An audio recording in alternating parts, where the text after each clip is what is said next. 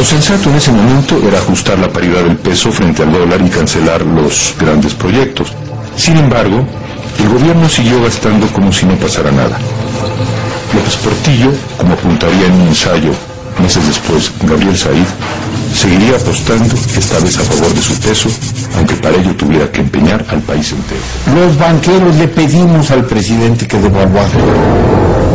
Era insostenible el tipo de cambio que se estaba manejando.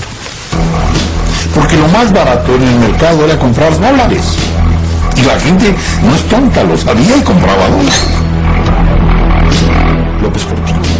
En febrero de 1982, López Portillo perdió la apuesta finalmente y tuvo que devaluar.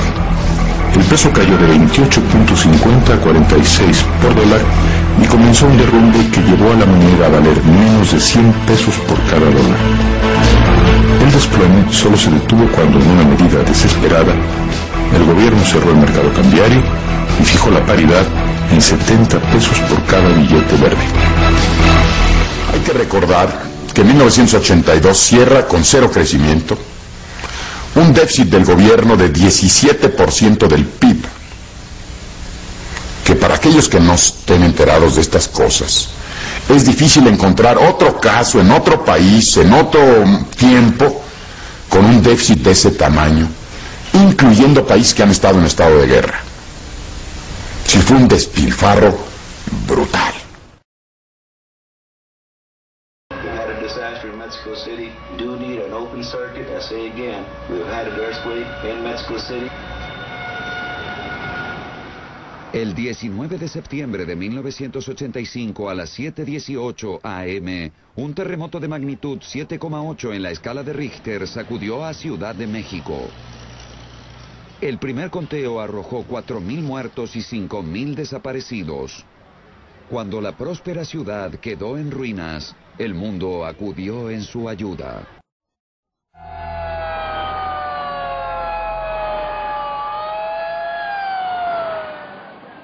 Junto a estas escenas de devastación, había zonas que aparecían incólumes. Como este automóvil semidestruido, la Ciudad de México se hallaba mitad destrozada y mitad intacta. La mayor parte de los daños se concentraron en el centro, en la parte antigua de la ciudad. Los que vivían lejos del centro no conocían la magnitud de las pérdidas. Los edificios que tenían entre 5 y 15 pisos de altura sufrieron los peores daños. Varias horas después del terremoto, el presidente de la República, Miguel de la Madrid, aún no había respondido públicamente al desastre. La única presencia oficial parecía ser el ejército, que se dirigía hacia todas partes, no para rescatar personas, sino para mantener el orden. El presidente de la Madrid venía luchando contra una profunda crisis económica. Ahora debía responder para asistir a los ciudadanos.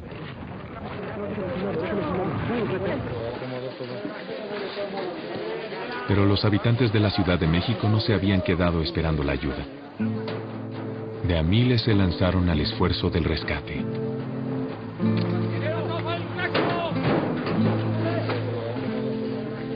Los llamaban los topos. Voluntarios capaces de reptar a través de los escombros de un edificio en busca de sobrevivientes. Personas que arriesgaban sus vidas para salvar a otros. El 18 de octubre de 1987, la Bolsa Mexicana de Valores sufrió una de las peores caídas de su historia, como consecuencia directa de la estrepitosa caída de la Bolsa de Valores de Nueva York, la peor desde 1929. En la Bolsa Mexicana de Valores, al igual que en las bolsas mundiales, se dio un fenómeno de avaricia colectiva. La gente quería ganar, ganar, ganar y ganar. Y bueno, hubo gentes que hipotecaron su casa para meter este dinero a la bolsa, otros pedían prestado para invertir en la bolsa sin tener ningún conocimiento, sin tener ninguna base. El gobierno del presidente de la Madrid buscó una salida ante la difícil situación económica del país. Estableció un pacto de solidaridad económica entre el gobierno, empresarios, obreros y campesinos para detener la desbocada inflación. Desafortunadamente, pasados esos 6 meses, el índice de inflación se disparó de nuevo. Por otra parte, Miguel de la Madrid apuntó un logro histórico con la firma del Acuerdo General sobre Aranceles y Comercio Aduanero, el GATT, que abrió sensiblemente por primera vez las puertas de México al comercio exterior. Al mismo tiempo, comenzó el importante proceso de privatización en algunas empresas paraestatales.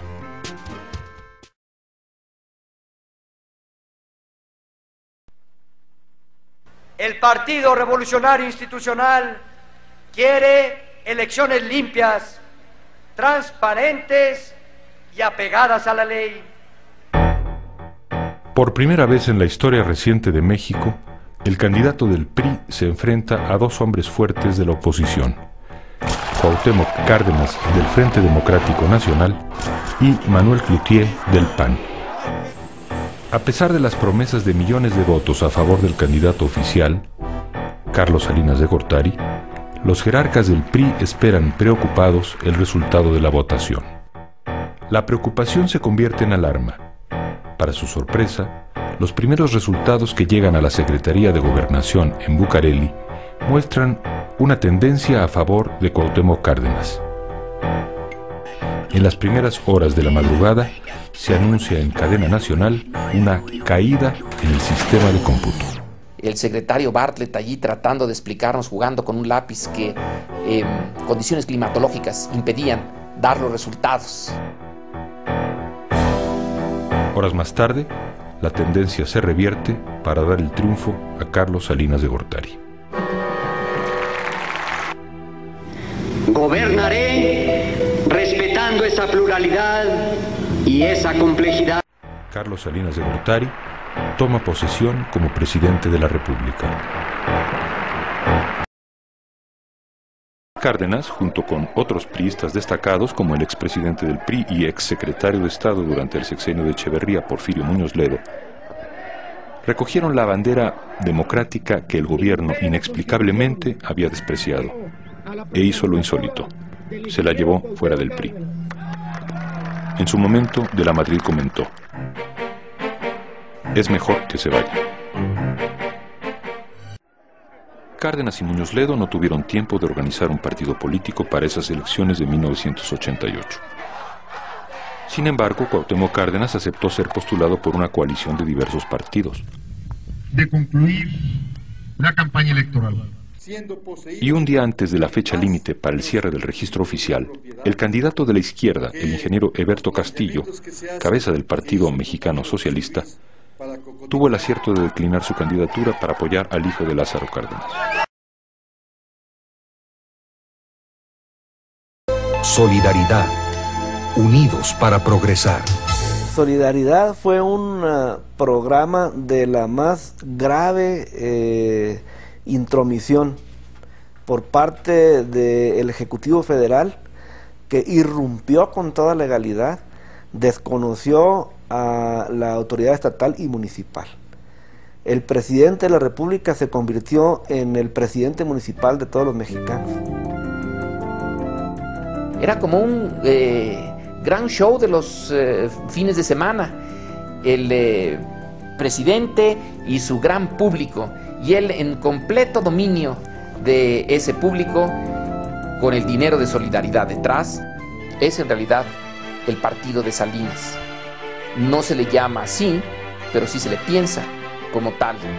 Y el viejo partido, el PRI, es el que recibe las, digamos, los golpes, y Solidaridad es el que recibe la legitimidad. Y Salinas se identifica con Solidaridad más que con el PRI.